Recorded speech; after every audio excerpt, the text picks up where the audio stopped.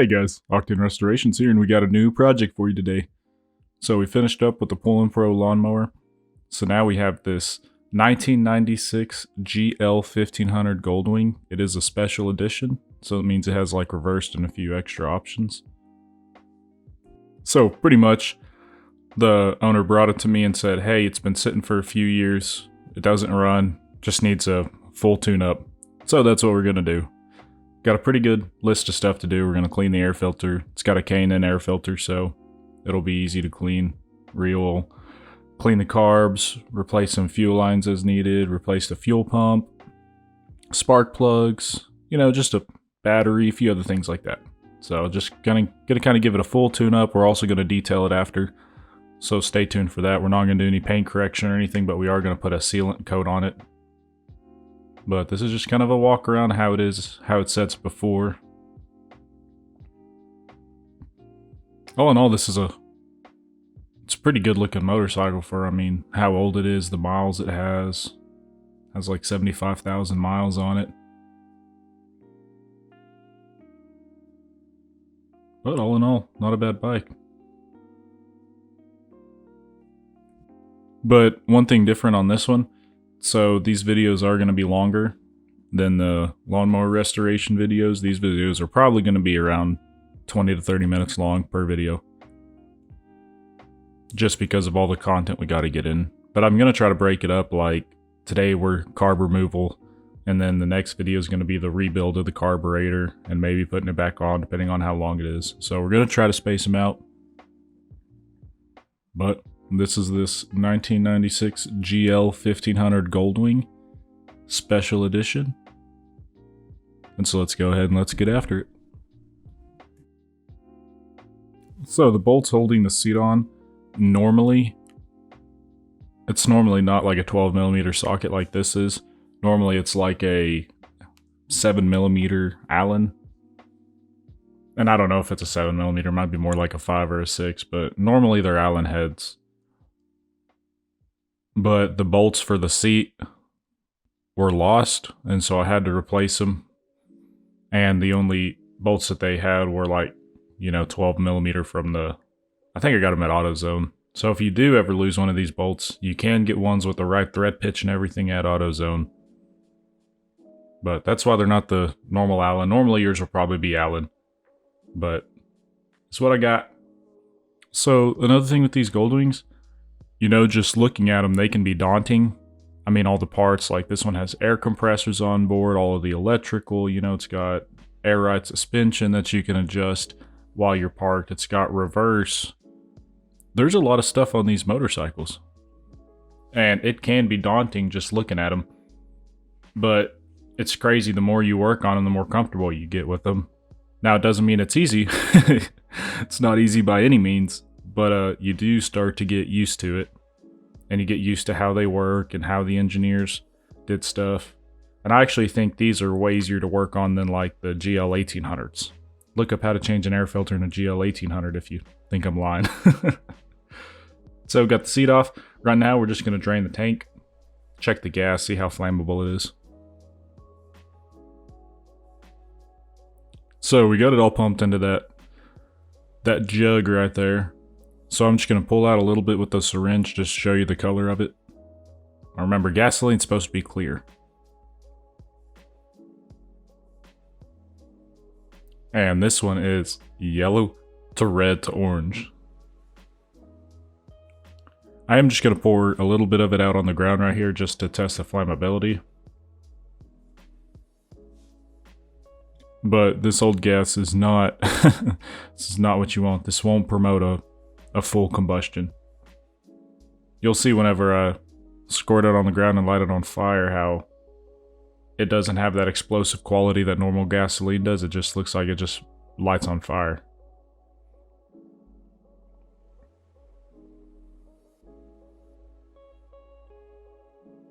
So my big thing here is see whenever it's done flaming, the ground is still wet. Normal gasoline, it wouldn't have that. It would all either evaporate or it would burn. So we're just going to finish out pumping the tank and then get to the disassembly.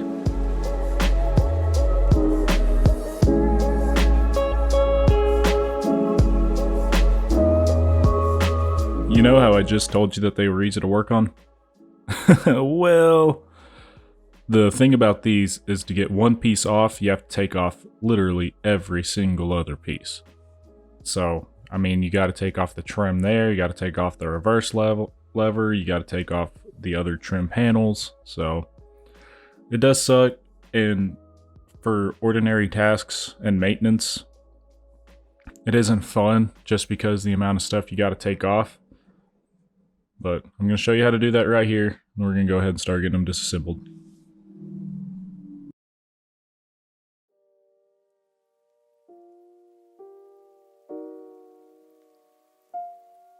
So, two things here. First one, this little bolt right here, don't lose this one. This is what one of those plastic pieces, it has a little grommet, and you push it onto this bolt. It actually helps hold that plastic cover on right there. Don't lose that, they're hard to replace. Can't use just a normal bolt. Second thing is, these are not Phillips. Don't use a Phillips screwdriver on them. Get what's called a JIS screwdriver, or Japanese Industrial Standard.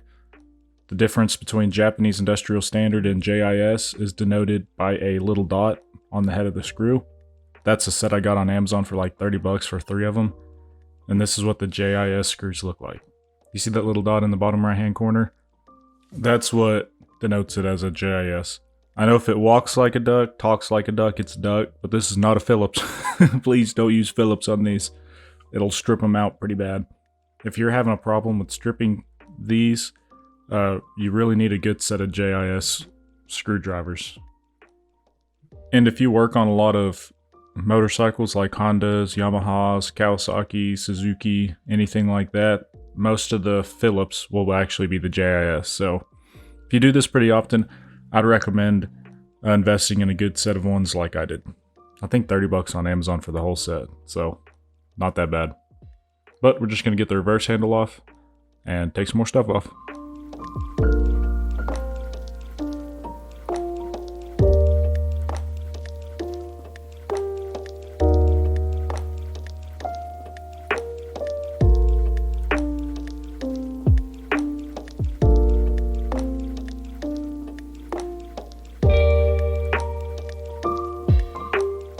So, we got the other side as disassembled as we needed to remove the carburetor.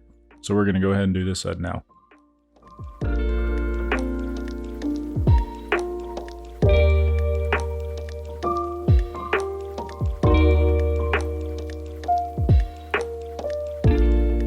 Something that I do, you don't have to do, some people do it differently. I like to put screws and bolts back in to their position whenever I can. So like right here, you know, I took these 4 bolts out and I'm gonna put them back in whenever I can. It just helps me keep track of the bolts, so that way I don't have like Tupperware containers all over the place. It's just something that I've been doing for a while. Oh, that was unplugged. I'm gonna go ahead and plug that back in. Just goes into the airbox, so it shouldn't be a big deal, but that's just something that I've been doing for a while now. If you have a camera and you're videoing the whole thing and you can clearly see what bolt it is, what bolt, what pitch thread, everything like that, it's not really a big deal, but in my opinion, it does take a little bit longer, but that's just the way that I've been doing it ever since I was young, and I don't lose bolts very often. So just a little tip to help save you some stress of figuring out what goes where.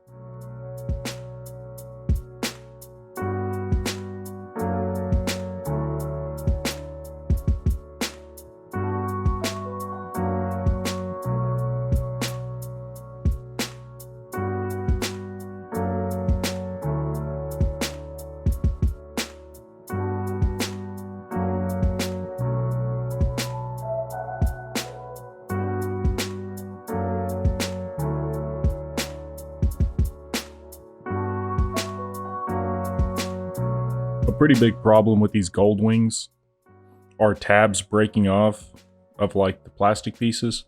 Like that one was just stuck inside there. What we're going to do is we're just going to go ahead and epoxy it back on, and that epoxy should give it enough strength.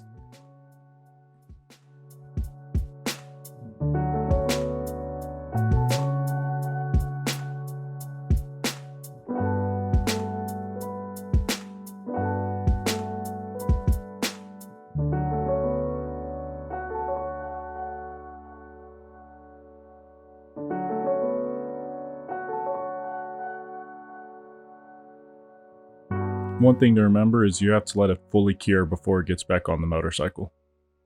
Just something to keep in mind.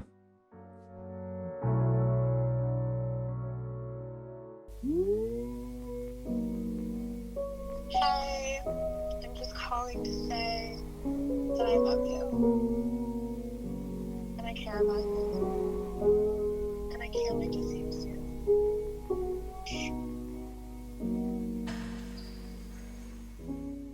We're going to let that sit for 24 hours or so, just because we have the time. But it should be solid by then.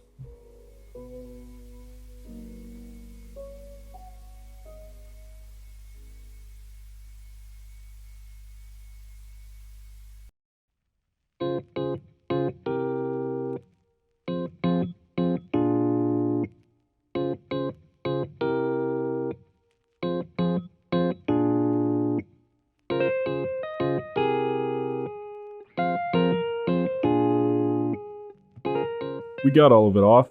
The reason that we have to get all of it off is to get a long screwdriver down under to where the rubber boots are on the carburetor and get those off.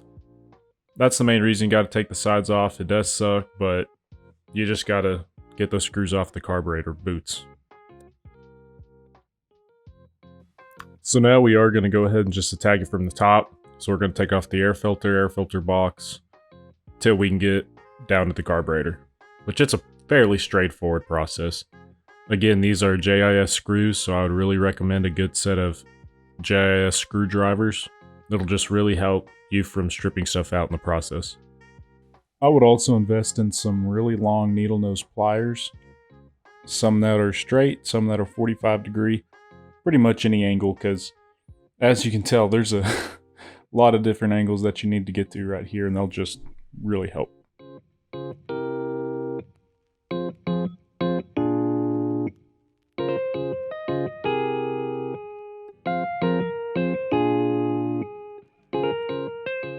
So these two hoses look the exact same. I would mark with them on a Sharpie or leave the T in one of them like I did right here, just so that you have a way to note which one is which. Normally, I'll just write them on a Sharpie, but since this one has the T, I just left the T. And so I know that whenever I reconnect them, those two go in the one with the T, and the one without the T only has the one. So sounds kind of confusing, but you just got to come up with a way to make it your own.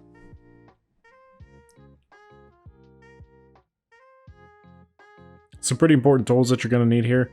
Different length needle nose pliers. I got with me 3 of my favorite ones, and they're all really long. The first one is long with the 45 degree offset that you see right there. The second one is long and it has that hole in the middle that's been bent, and the third one is just straight. With these 3 needle nose pliers, I can pretty much get to any hose that I need to. I also do have some short needle nose pliers, but I would highly recommend getting these. I would also recommend getting a really long screwdriver, because you're going to have to get a really long screwdriver to get to the carb bolts. Normal size ones won't reach. Harbor Freight has, I believe it's like a 10-pack of screwdrivers, and included is a long one, and it's like maybe 10-15 bucks. So need a long screwdriver and those long pliers. And 2 of those long pliers you can get at Harbor Freight, but the ones with the circle on the end, I had to get those off Amazon. If you made it this far, congratulations. I know it hasn't been easy. Has not been easy. But we got the carb all loose. So we're ready to take it off. If it's been a while since yours has had a rebuild or anything like that of that nature, you're going to have to pry it off. I use a big screwdriver right here, and you don't want to pry it against anything that's going to bend or break. Like the top of those carbs right there, they will bend. You don't want to use that as a prying point. You want to use the actual plate right there, like I'm showing you right there, that I just touched right there. That's what you want to use as the prying point. You can put that on the frame, and you can lift up with a real big screwdriver. But again, the main thing is you don't want to break anything, cause further damage. If you got to pry it off, you want to use something that is structurally sound and that you won't bend, deform, or anything like that, like you would the top of the carb.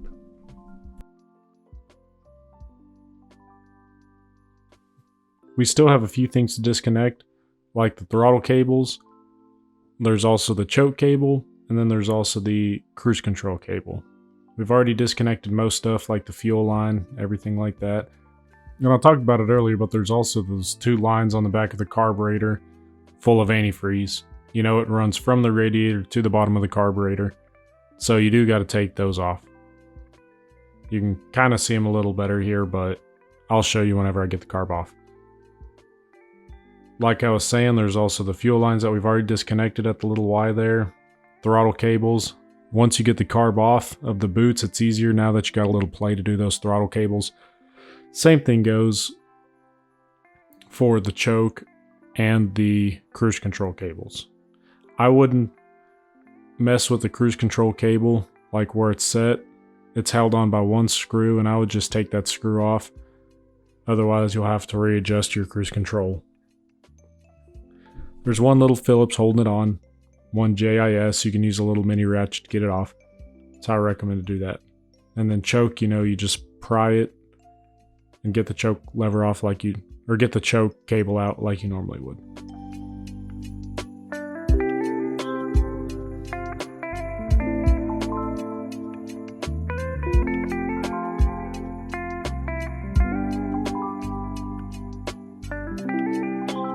These are those 2 lines on the back of the carb I was telling you that run from the radiator to the carburetor, so you have to get those off. They are a pain to get on and off, just a heads up, but those needle nose pliers, those different sizes really help. Be sure to put a container underneath it or you're going to spill it all over the shop like I did. I know, rookie mistake, I should have known. It's weird, sometimes they'll overflow and sometimes they won't.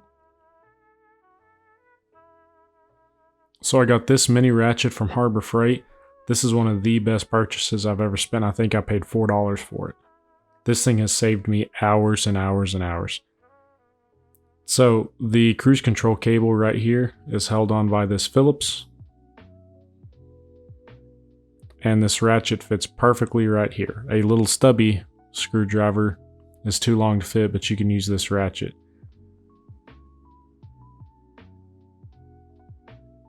And that's how I'm going to get that off and save some time.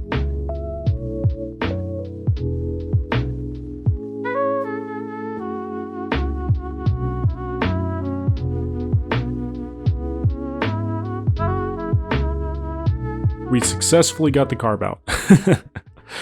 Who would have thought? Not me, but we're here. We made it. If you enjoyed this content, consider liking and subscribing. It really does help. And if you want to see more type of this content, subscribing helps put it in front of you. I do have more videos like this that are lawnmower and motorcycle related. It's going to be all small engine related, so if you enjoyed the video, just consider liking and subscribing.